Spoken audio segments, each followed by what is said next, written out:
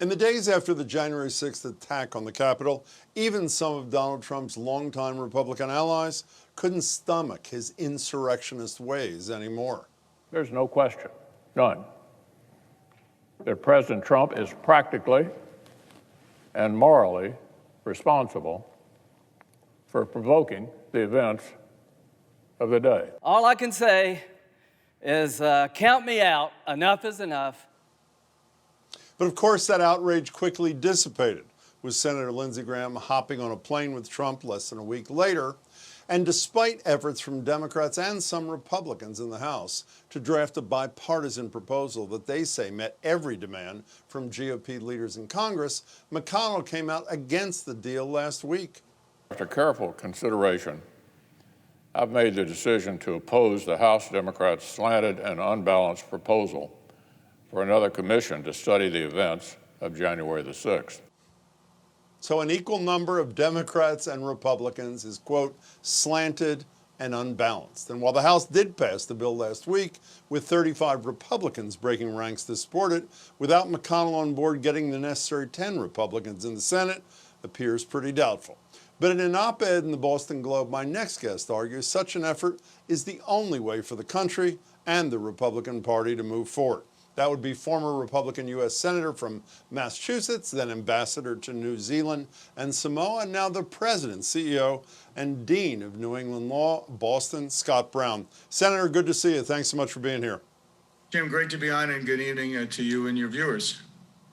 So you wrote that for the GOP to make a compelling alternative case to the Democrats' agenda, they've got to confront the deadly violence of January 6th. Best way to do that is through the commission. You serve with a lot of these Republican senators. Why are they not on board? Well, it's not over till it's over, and I am hopeful. I know that Susan Collins is working behind the scenes to try to get a very positive bipartisan bill. And here's the thing. Do you want to have a 4-year select committee very similar to what happened over the last 4 years, or do you want to have an independent commission, truly independent, unbiased, transparent, that's going to be done by the end of this year, so then you can move on? I, for one, am in favor of the commission. It's a no-brainer, Jim, really. You have good people, and if you don't want it to be politicians, then get some individuals. How about General Petraeus, Olympia Snowe, Evan Bayh? I'll do it. There's so many people out there who want to serve their country and do something really appropriate and right and find out what happened. Can you imagine if this was a foreign country that came in and stormed the Capitol in record time? I want to know where the breakdown was, why it happened, why wasn't there additional security? They knew or should have known that something was happening. It seems silly to me. So you said on our radio show, as far back as February, that Trump bore responsibility for this. It seems to me that's what's keeping the Republicans away from this. They're scared to death of Donald Trump, even without a Twitter account. Isn't that what it's really all about? I'm not sure, Jim, but let's be honest. Let's find out what role he played. That's what the independent commission will do. Who knows? It may not be as big as people are saying. I don't know, but that's the whole point. You're one of those people, by the way. I don't know. You're one of the people. I don't. Listen, I believe he played a role. I'm already on record. It's fairly straightforward. But there are other bad actors too. And Nancy Pelosi, as you know, is in charge of the Capitol. She's in charge of security. And what went wrong? Because it was very, very easy to get through there. And you're not comparing the role of Pelosi and the role of Donald Trump on January 6th. No. Are you? No, of course not. But we need to find out. It's not just about President Trump's role. I'm really concerned about the logistical problems. Like, why wasn't the National Guard on duty? Why weren't there more police officers? Why wasn't the DC? I mean, where is everybody? And to have really a minor force of police officers there to protect, and that's not really their job. That's what I want to find out, so it doesn't happen again. This can never happen again, Jim, because I was on the job for 2 days at the school, and I'm saying, okay, am I watching like an action movie or some deadly action movie, Banana Republic type of situation here? It was embarrassing. I was angry. I was embarrassed, and I just don't want it to happen again. Period. So let's assume that your optimism is not well-founded and there are not 10 Republican votes for this. Should the Democrats, if they can't get 10 Republicans in the Senate, break the filibuster for this one issue so they can get this bipartisan commission going? You know, I think all options should be on the table. I think it's so important for us to find out what happened, make sure it never happens again, and then move on. We at the New England School of Law, Boston, we're teaching our students that facts matter and that we are and do have rule of law, and that we have to find a way to stop relitigating past problems and issues and actually find out what's happening right now and figure it out and then move forward. And that's what we're teaching, and I'm hopeful that they listen in D.C. Can we talk about the future of your party for a minute more broadly beyond this January 6th thing? GOP leaders in Congress have been silent in response to Congresswoman Marjorie Taylor Greene talking about Pelosi and the House mask mandate. Here she is. This woman is mentally ill. You know, we can look back in a time in history where people were told to wear a gold star, and they were definitely treated like second-class citizens, so much so that they were put in trains and taken to gas chambers in Nazi Germany. And this is exactly the type of abuse that Nancy Pelosi is talking about. Scott Brown, this woman compares a House mask mandate to the Holocaust, and not one single leading Republican has said boo about what she had to say. How bankrupt is your party? Jim, first of all, I'll say it. It was abhorrent and disgusting and completely unacceptable. I don't even know really how to respond. It's so demented.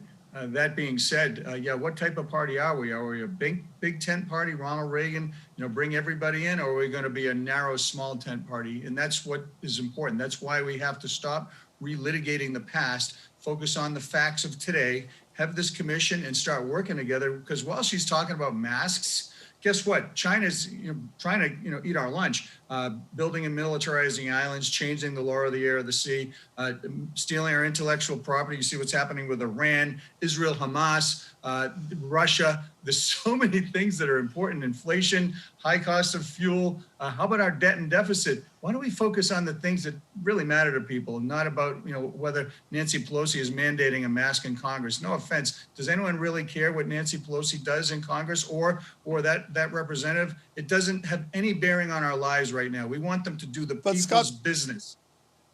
But Scott Brown, when you say a big tent, in the traditional sense, I understand what you mean, but let's just work from January 6th. What is the Republican Party well known for? Advancing voter suppression laws in state, apologizing for insurrectionists, calling, at least in one case, like normal tourists, voting against COVID relief for the American people. What is the tent that Republicans are building? I mean, what's the future of a party like this? That's a great question. As long as you have good people like me and others, and there are many of them out there, not only in D.C., but around the country, who care and believe that our country is the greatest country in the world, and we have amazing opportunity. And while we have some issues that we're dealing with, we have a very strong social fabric, Jim. And every time that we've been in conflict, we've always come together and worked together and moved forward. And I believe that in my heart. That being said, yeah, there's certain votes that I certainly would have taken. I wouldn't have supported them.